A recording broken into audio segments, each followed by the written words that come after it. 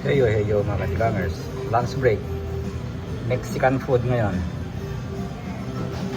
Lagay ko sa caption yung ano, ang tawag dito. Pero ito beans ito. Durug-durug na beans. Ito yung soup. Mukhang masarap kasi chicken soup. At saka yung walang kamatayang pineapple juice. Tikman natin itong ano, itong beans nila. Kasi beans ito eh. Yung beans sa Mexico ano, lahat ng kinakain may beans na ganito. O kaya yung ano, yung buo-buo pa.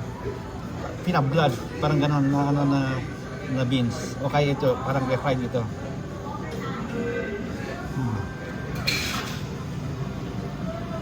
Hinagyan din ng itong mga ano, babaw, napakirsa ng karne.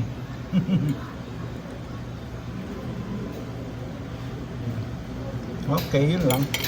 Kailan na. Bye-bye.